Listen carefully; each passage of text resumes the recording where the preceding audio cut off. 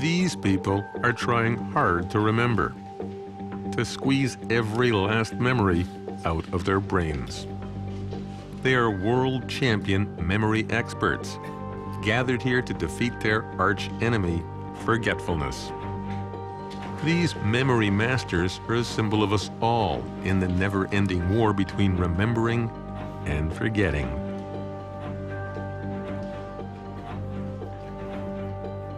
It's a battle that's becoming tougher as we live to an older age and are overwhelmed by the information age.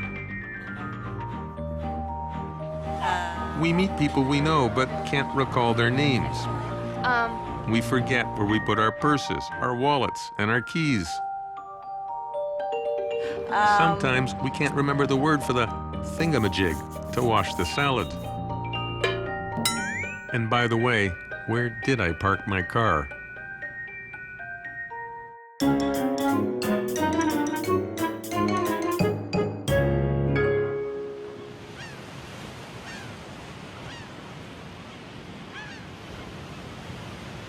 For North Americans, memory loss is the second greatest health concern after cancer. And we can't just forget about it because there's so much to forget. We live in an era of information overload, from PIN numbers to alarm codes to personal security passwords for our cappuccino makers.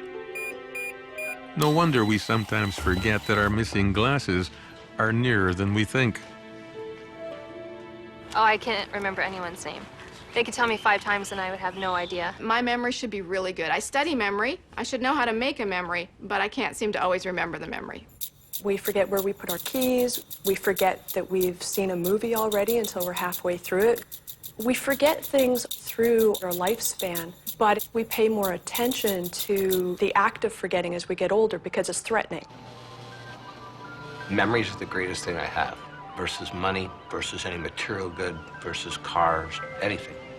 I just don't want to lose my memory. Just imagine that right now, I take out your memory. What would then happen? What would be left? Nothing. Are we all doomed to lose our minds? Or are there ways to keep our memories and even make them better? If you can lose your memory, can you find it? Let's take a trip down memory lane and find out how we can all remember more.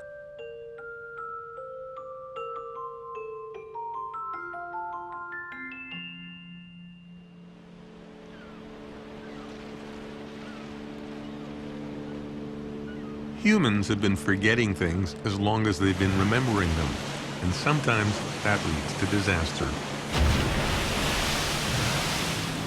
Here on Newfoundland's rugged coast, forgetting where the rocks are can cost you your life. So sailors learned to navigate by memorizing songs that gave directions. Then nor-west for 33 miles, 3 leagues offshore lies Wadham's Isle. These songs were a kind of GPS for countless generations, says well-known local singer Pamela Morgan. The points of the compass that are described in the song are very precise. You couldn't miss not a word or a line of that, or you'd find yourself in trouble. So people had to remember that song word for word because it was a matter of life and death. But unkind fortune on luck laid a sunken rock right in the trade. Ancient humans would sing songs like "Over here is the water well," or whatever melodies and rhythms they had then, and "Eat this plant, don't eat that plant, don't drink from that well over there." So and so's uncle did, and the neighboring tribe killed him. This kind of knowledge song we see the vestiges of today, even though we have writing, and we can write down these important things in encyclopedias or in our cell phones. Every kid learns the alphabet through a song. A, B, C, D, E, F, G, H, I, J, K, L, M, N, O, P, Q, R, S, T, U, V. After that, I don't know. W, X, Y, and Z. Now I know my ABCs. Won't you come and sing with me? So you remember that and you forget your car keys, or you forget somebody's name that you knew all your life. Just sit back, relax, let out a little smile, 'cause the rapping mathematician is the hot new style. Music class has been canceled in many schools, but in California, one teacher still thinks it's a formula for success. What do we call this kind of fraction where the numerator is bigger than the denominator? He's the rapping mathematician, Alex Call that Cagitani. an improper fraction. It's very simple to remember, because if it's bigger on the topper, It must be improper. if it's bigger on the topper, It must be improper. the denominator skinny. And the numerator fat. Very nice. This is a tough, low-income neighborhood where marks lag way behind the state average. But Cagitani has changed that tune with the memory power of music. They would not sit still in their seats, and they certainly couldn't remember a math rule that I had taught them. But what I noticed is that a rap song would come out on Monday, and by Tuesday they seemed to have every word memorized. One day I had enough, so I wrote a song. Come on, what's a crooked line? It's a radical sign. And when you see a perfect square? Just pull it out of there. Yeah! And at the end of the week, my test score shot through the roof, so I've been math rapping ever since. Like sometimes we're doing tests and you could hear kids like singing the songs, you know? So it does help you a lot. I get better grades now. Well, before I didn't like it as much. I thought it was kind of lame, but now I like it. It's cool. Negative numbers you really gotta know. And when you start at 0, to the left they go. And to the right a 0. The students did so well, he made a video that's become a YouTube sensation. Number line dance, it starts at 0. And when you do this dance, you're the neighborhood hero. It spread to schools all over the states, and Cagitani was named California Teacher of the Year. To the left, positive, to the right, it's the number line dance. And I could dance all night. Maybe this is still a good way to remember things. We all learn songs, rhymes, and similar tricks in class that last a lifetime. I use my eyes, I use my ears before I use my feet. Peter, Paul, Andrew, James, John, and Philip, Bartholomew, Matthew, Simon, Thaddeus, Linus, Cletus, Clement, Sixtus, Cornelius, Cyprian, Lawrence, Chrysogonus, John, Paul, Cosmas, Damien, and all the saints. Neocortex, frontal lobe, brainstem, brainstem, hippocampus, neural node, left hemisphere. If only I could sing where I set my keys or where I parked my car, it would be a lot easier to remember. Can we find other techniques that work as well as memorable songs? What else can stir deep, forgotten memories and help us memorize new ones? Hello, I'm Dave Farrow, and welcome to Millionaire Memory. Dave Farrow teaches memory courses to business people eager to recall the name of every client. By visualizing something unique and different involved. And Dave's got lots of unusual techniques. The next time you have to remember someone's name, try to turn it into a picture. This can be weird at first, but say my name, for example, Dave. Think of a wave, like a wave knocking me over. You'll never forget it. Someone like Mike, imagine like a giant boom microphone here, and Mike's holding on to it. Mary, think of her dressed up like the Virgin Mary. Well, my last name is Farrow. It's spelled F-A-R-R-O-W, but it sounds similar to an Egyptian pharaoh. Dave also teaches students like this at his old school in Kitchener, Canada, where he's today's motivational speaker. My dream is to triple the memory of everybody in North America and around the world. So I think you'll help me out with that, right? Dave knows what it is to have a poor memory. As a student here, he was diagnosed with 2 learning disabilities and almost dropped out of school. I had a horrible memory. I was at the bottom of most of my grades. I had a lot of difficulty reading because of my dyslexia, and I just got depressed. What am I going to do? I don't have any choices in life. You know, if you don't have your brain, what are you going to get by on, right? Dave spent 2 years privately studying anything he could about improving memory, from the latest brain science to ancient Roman methods for mastering the mind. And that's when I saw a huge turnaround. I was getting 99% on test after test. It was incredible. My big revelation was that memory is a skill. It's not some sprinkling of fairy dust on some people that other people don't get. It's something that can be taught. And when I knew that, then I wanted to be the best at it. Deck 1, card number 12. Dave's memory soon became so good, he decided to challenge the Guinness World Record for memorizing playing cards. That's the He's just memorized the exact order of 2 decks of cards, and his girlfriend Andrea is testing him. Deck 1, card 34. Deck 1 is the 4 of spades, and deck 2, 34, would be the ace of spades, actually. All right. 2 years ago, Dave broke the Guinness World Record when he memorized the exact order of 59 decks, over 3,100 cards. Now, beside the record for the world's largest rubber band ball is a new one for most cards ever memorized. After I broke the Guinness record, I had a headache for a week. Like, I'd wake up with a headache, I'd go to bed with a headache, and wake up a whole week. But a Guinness record isn't enough. Now Dave wants to learn from the world's very best memories, so he's come to meet them here in London. It's home to this year's Battle of the Brains, the World Memory Championship.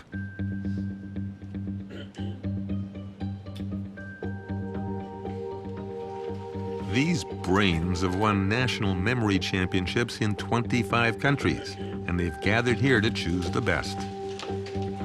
Neurons on the ready? Go. They're braced for grueling mental combat. Many wear earplugs, special glasses, and other contraptions to block out distractions. Some juggle balls to improve focus and squeeze out every last neuron of memory power. American memory champion and Marine Ronnie White is coached by a Navy SEAL who makes Ron train in a swimming pool. I memorized decks of cards underwater. I got a wetsuit, I got plastic playing cards, I got snorkel gear. I memorized cards underwater.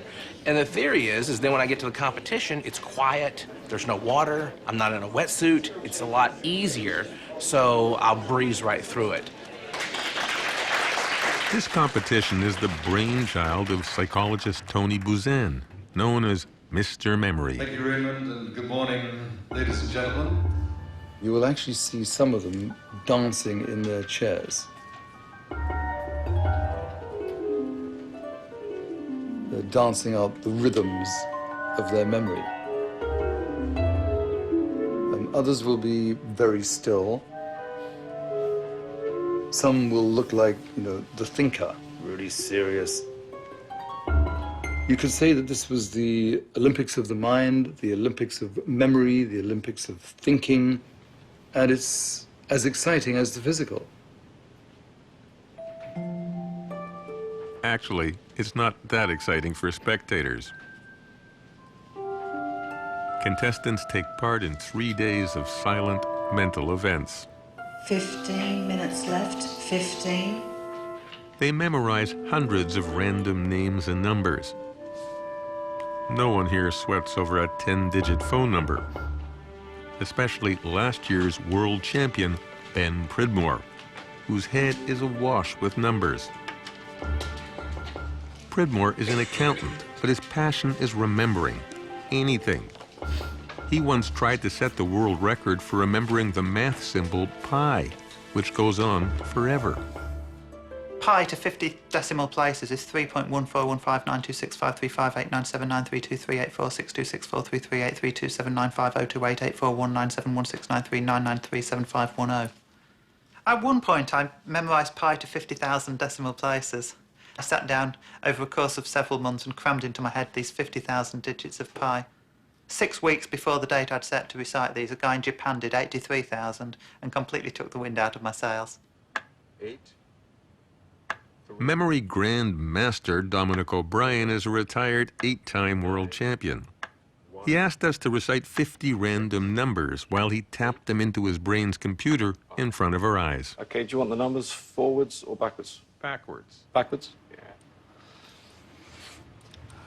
5, 1, 3, 8, 6, 1, 9, 4, 2, 9, 5, 6, 3, 1, He got 8, all 50, but that's nothing compared to what he's done in competition. Normally at the World Memory Championships, I would attempt 2,400 digits in an hour. So there's no limit to what you can do. I could probably do 100,000, maybe 1 million if I was stuck in a jail somewhere and had nothing better to do. Neurons on the ready, go. So what's your memory like?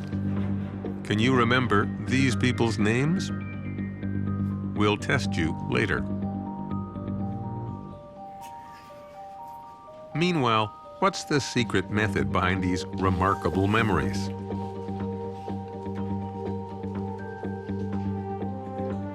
Do these mental champions just have photographic memories, or can they teach us something?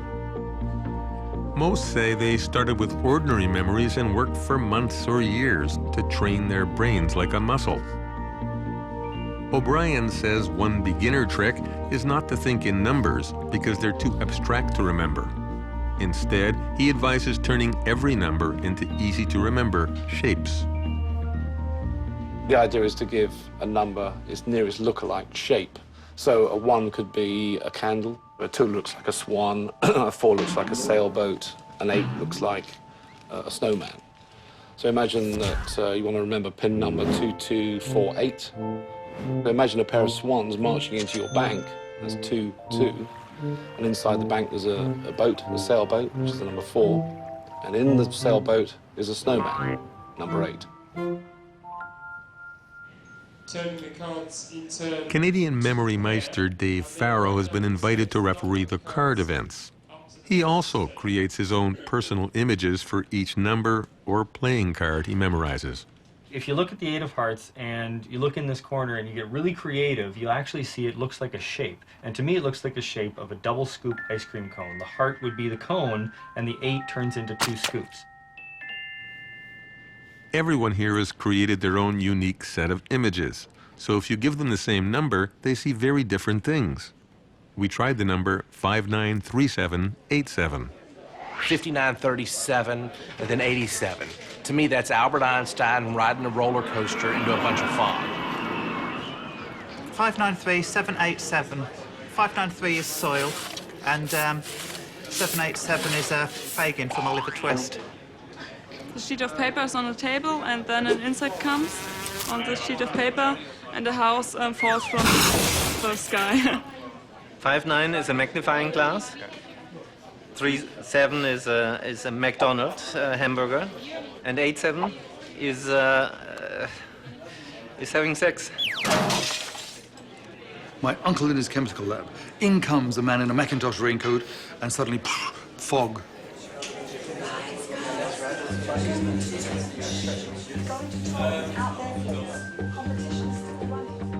What's going on are these phenomenal stories. Inside those relatively still heads, there'll be pitched battles between the most incredible monsters and gigantic heroes. They'll be devouring the most divine foods. They'll be literally taking themselves on these paradise journeys into the infinities of their imaginations, which is what you can actually see them doing now. No one explores the limits of the imagination like mind wizard Ben Pridmore. He creates fabulous, memorable stories with every possible 2-card combination. 2 of clubs, 7 of diamonds is our lizard. 4 of clubs, 2 of diamonds is our tonic water. 5 of diamonds, 8 of clubs, a ruffian. Jack of diamonds, ace of spades is a foot, which is stomping on a dinosaur for the entertainment of an opera singer. He's sitting on the bed in the spare room. So this is for you to make your masterful mind maps in. Buzan is 68, but he rejects the idea that memory has to decline with age. We have this ludicrous saying where a person says, excuse me, I've just had a senior moment. Now, what does that mean? What it really means is, excuse me for being pathetic, stupid, frail, old, with a declining memory, as you would expect, and therefore forgive me. Ridiculous. What you should be saying is, I've just memorized 100 historical dates perfectly with all the data in 10 minutes. How's that for a senior moment? Is the brain really just another muscle you can sculpt into shape, as these experts claim? What does science have to say about training the brain?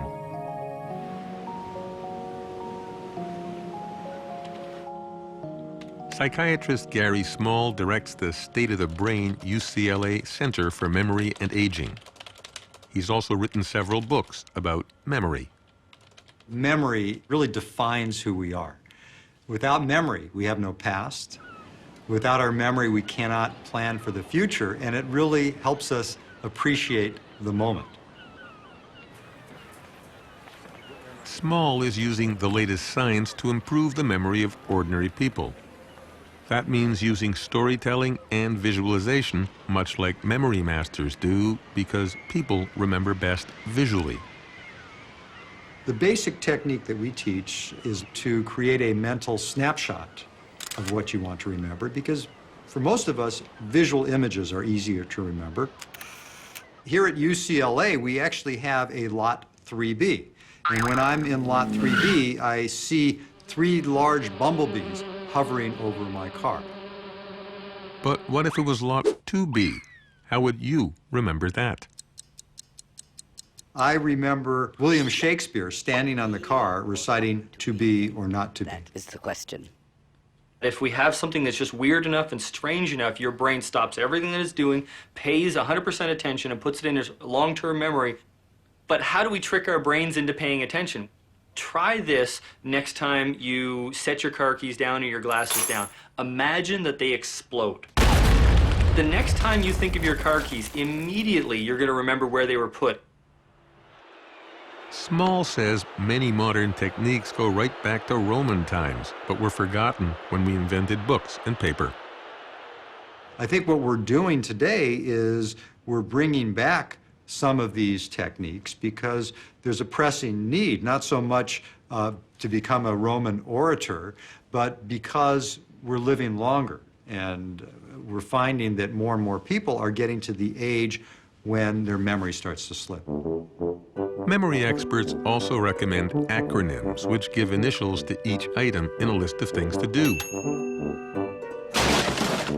So you could remember to buy bread, juice, lettuce, tomato, milk, yogurt, bacon, raisins, and fudge by simply recalling the word bajiltumabrof. Well, it might be easier to use a grocery list for that one.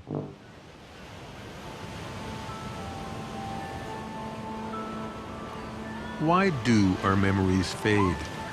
What is memory anyway? This astonishing dreamlike ability that lets us recall everything from our early childhood moments to how to swim or throw a ball.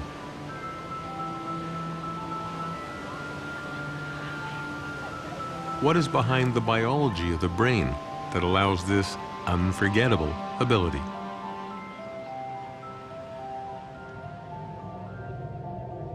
"120 years ago, memory was such a dark, uncharted mystery, even Thomas Edison wrote it was caused by millions of little men in our brains who keep records of everything we do." Actually, he wasn't far off. Today we know those little men are really brain cells, or neurons, billions of them that connect to each other by different pathways to create each memory we have.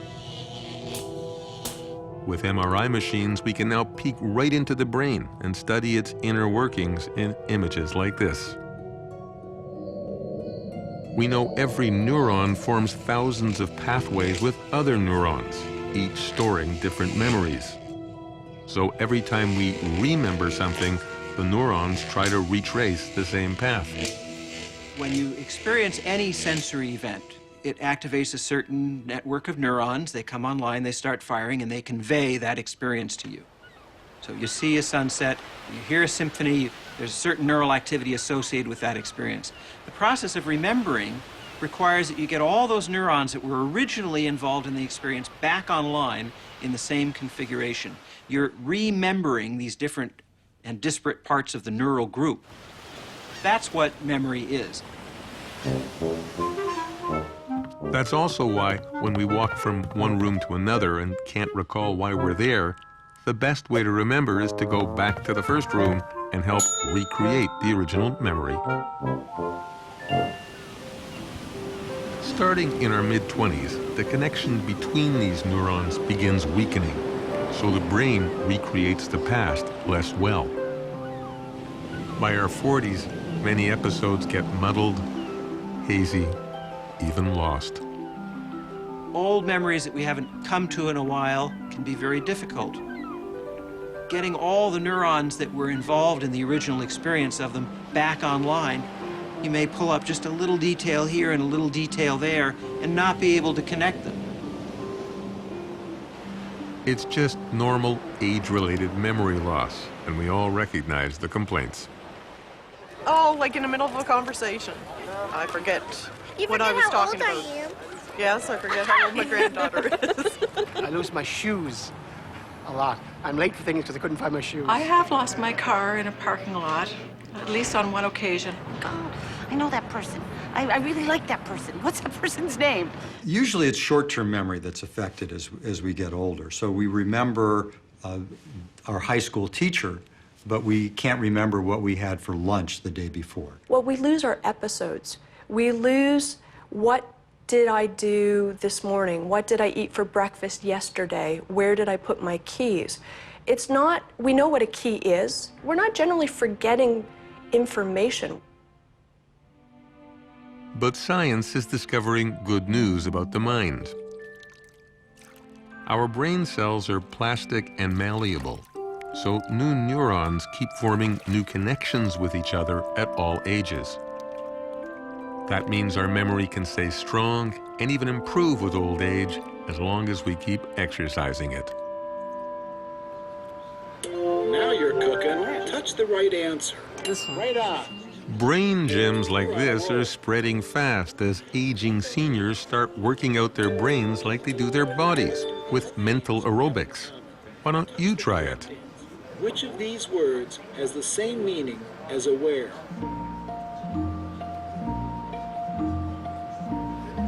Wow, right again. This new program in Los Angeles has countless exercises to strengthen your brain. Got it in one. Name that song. What historical event is celebrated on Bastille Day? One of the 6 puzzle pieces is missing. Exercise, exercise, exercise. If you don't use it, you lose it. It's that simple. Look carefully and touch the one that's different. Scientists say that regular mental workouts help older people keep up with younger ones who work out their minds regularly by learning new things all the time. University students use their memory every day, every second, so for sure it's faster. Now, if you stay home and you do nothing all day, it's gonna just go to sleep, I would say. Which of these people was a vegetarian? I have no idea. All right. You're sharp today. Right. It's too soon to know how effective these machines are in the long term, but studies do show big brain benefits from learning challenging new things like taking up chess or a musical instrument or a new What does the language. German phrase auf Wiedersehen mean? Just being fluently bilingual has been found to add several years to brain health in University of Toronto's studies. That's 3 in a row. People who are bilingual and have been bilingual all their life do get dementia, but about 4 years later in our studies, 4 years is much, much more than the effect of any known pharmaceutical drug at the present time. Whatever you do, don't worry about your memory. If you worry too much about your memory, there is a danger that you will make your memory worse. And the reason for this is stress. Stress is the enemy of memory. The more you worry about your memory, the worse it's going to be. I think I will die looking for my car keys. But I'm not worrying about this. No, I will just shout in the house, anyone saw my car keys? And someone will finally find them. But when I get into my car, I'm not saying, oh my God, I'm getting Alzheimer's. There's something wrong with me. Why not? Because you're younger. Because I'm younger, because I know that I cannot have age-related memory impairments necessarily at my age. But in 20 years from now, perhaps I'm going to start scratching my head and saying, well, something is wrong with me. Brain science's most exciting new discovery is just old-fashioned exercise.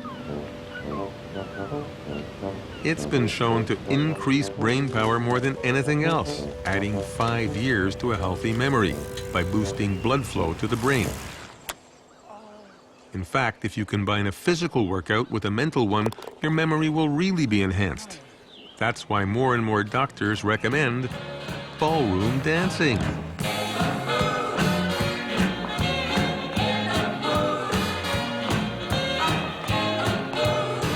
Here at the Judy Knee Dance Studio in Newfoundland, these aging esters and their partners come to socialize and exercise. Both good for you. But now, research shows they're also getting a mental workout. Slow. Regulars here call this brain dancing, including this doctor. Everybody should learn how to dance. I think dancing is good for the memory. If you don't use your brain, you forget your step. You have to know that you're not going to step on your partner's foot. But scientists aren't just learning how to preserve our memory, they're learning how to modify it.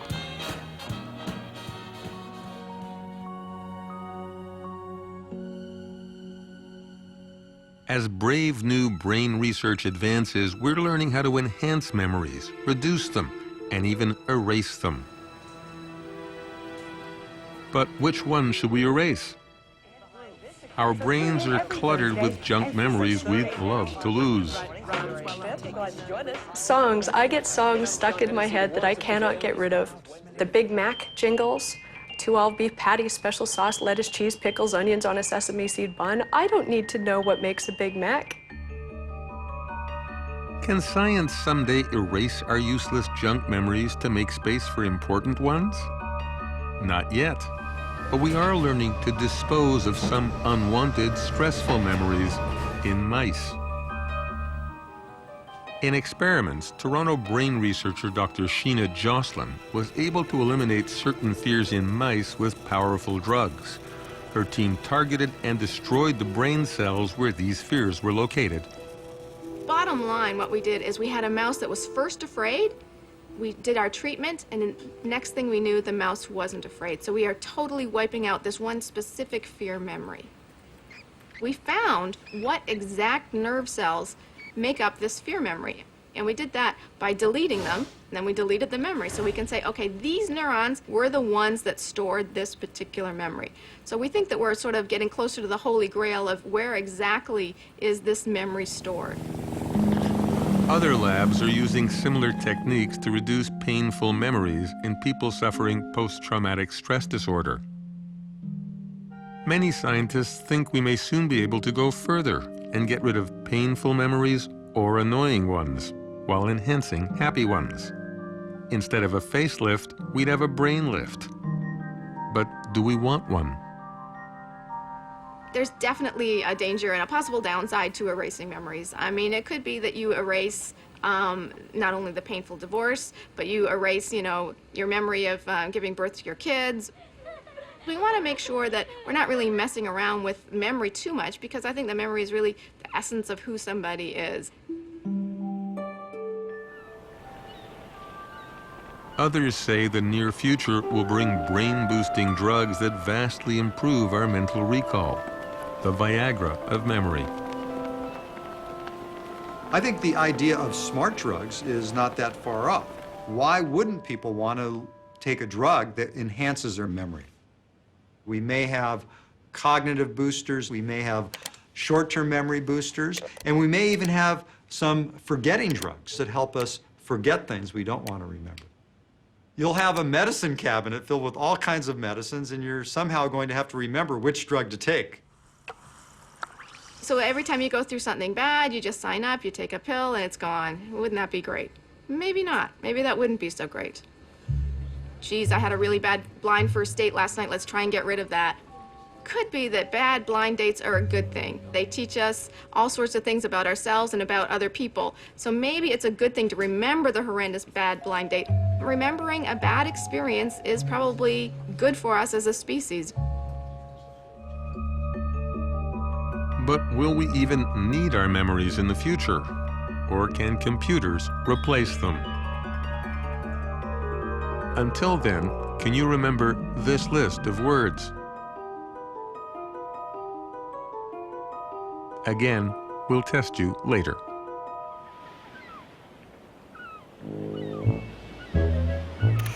There's another brave new way to boost insufficient memory: technology. We've been capturing our memories for decades with cameras, but now pocket gadgets are giving our memories powerful new external drives.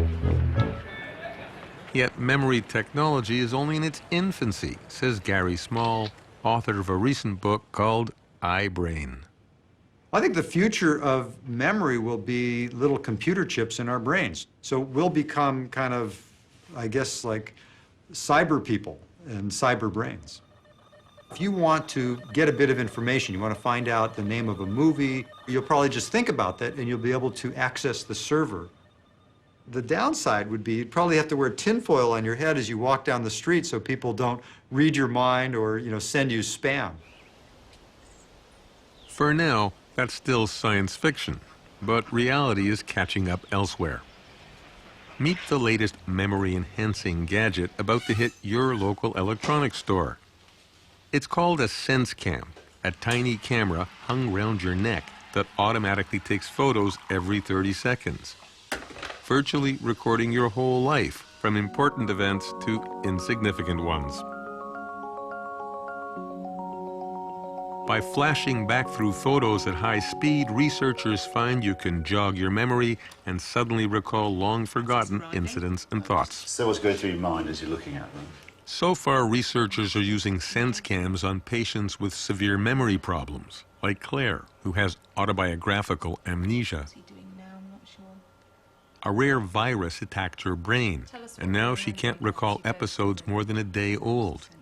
In fact, she can't even recognize her own husband or her child, Leo. At the moment, for a minute, I'm not quite certain if that's actually Leo or Yes, it is. not. It is. Mm-hmm. And I think that's Ed, my Yeah. husband, yeah. I can't tell you what it's like to have people tell me continuously about parts of my life that I know nothing about and can't feel remotest bit involved in. Holidays that we had, and ha, this happened and that happened, and I've got no sharing part of it anymore. But I have with this. My own memories are better. I'm definitely remembering a lot more. Presents on the island. I remember now, yes, I wrapped all the ones up Ed and I got for him. I remember putting them out the night before, after he'd gone to bed. And that memory's just come back Yes. to you now, looking at those things. Yeah, I can even see them all in that bag. There's the sandpit. I remember the sandpit. And I remember thinking I want to take her to the beach. See, that's exactly. Very good, very good. When she looks at the picture, she's spontaneously remembering the thoughts she had. And that's what the researchers picked up more than anything, is that the number of thoughts she has remembered having is much greater. You know, and I can tell people about these events, and there's still a sense of sharing.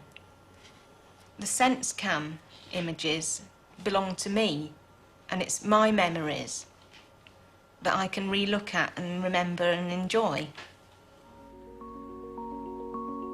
SenseCam researchers believe it will soon be helping us all.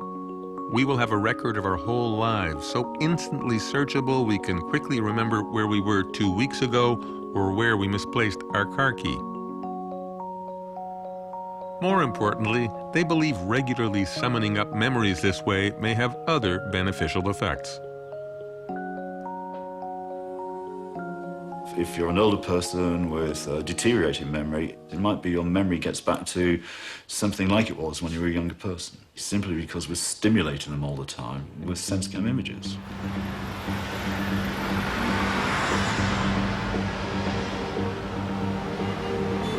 Back in London, it's the final day of the World Memory Championship, and the big event is just ending. Memorizing a 52-card deck as quickly as possible. It's the 100-meter dash of memory. A few years ago, the world record was 3 minutes.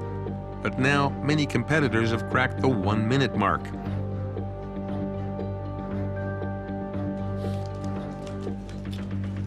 As the judges confirm the card order, this year's world champion is Ben Pridmore again. He just memorized a whole deck in 31 seconds. I'm feeling happy. Because I've won the World Memory Championship for the 3rd time. It's fantastic. I'm incredibly impressed. I was looking at it like, wow, he just went through that, and that, I know how long that takes me and everything, so I see a benchmark that I want to try to achieve. Many here feel the advancement of human memory is just beginning, and that with drugs, surgery, and technology, we may all someday have perfect, almost photographic memories. It's within the realms of possibility that there will be no such thing as forgetting. Anything you've ever seen, anything you've ever heard, anything you've ever done, anything you've ever thought, you will know instantly. It will be there in the forefront of your mind whenever you want it, or whether you want it or not. But do we really want total recall? How good do we want memory to be? Do we want to forget how to forget? Or is forgetting an important part of our memory process? Jill Price is known as the woman who can't forget.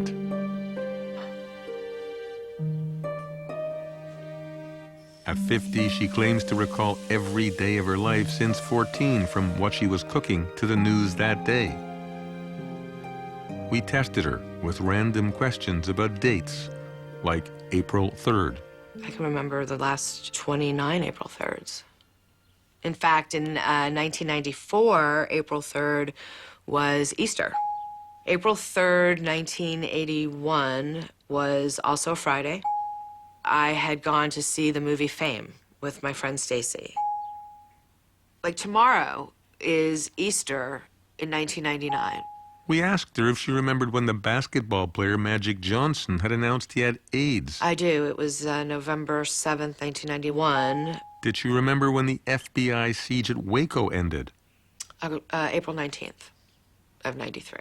And when did it begin? February 28th of 93.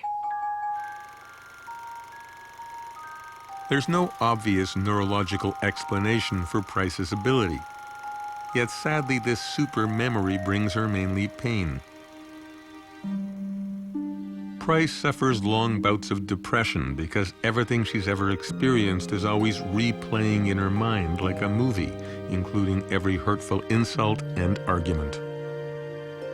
At times, I have been emotionally paralyzed by my memory and by just having kind of like my life on my shoulders all the time. In that way, I am a prisoner of all the bad things of my life because I don't forget them. Who really wants to walk around remembering every crappy thing that's happened to them? To be able to forget is to be able to kind of move on. And I don't have that. Just how good a memory do we want? And do you still remember these names? What about that list of words?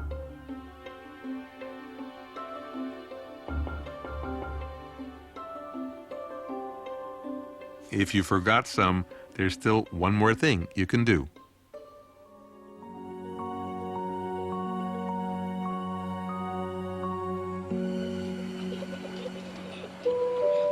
Memories are often fleeting, but we don't have to be frightened by forgetting.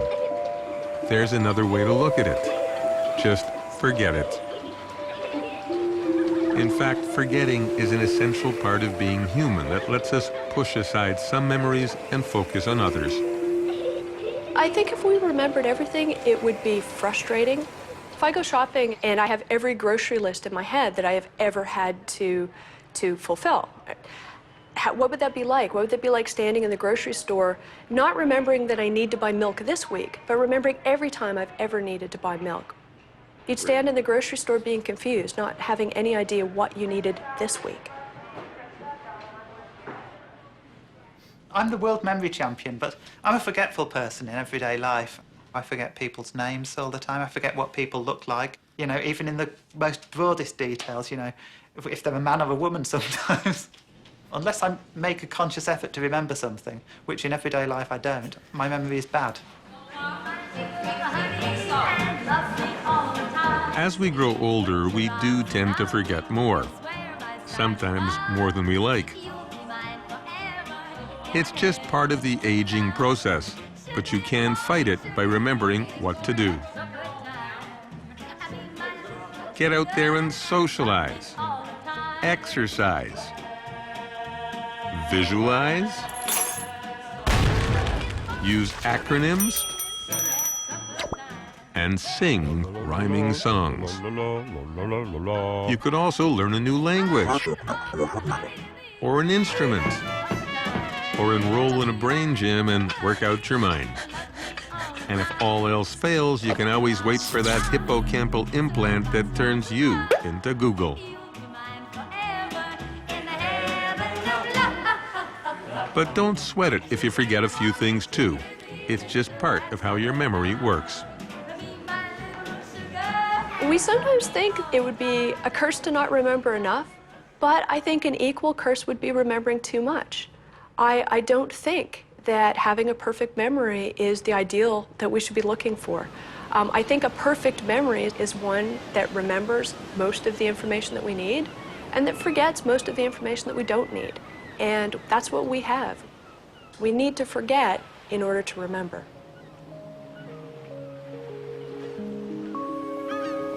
There are other advantages to a gently aging memory. You can reread the same books. You can watch endless reruns of your favorite shows. And you can, there was something else I wanted to say. But what?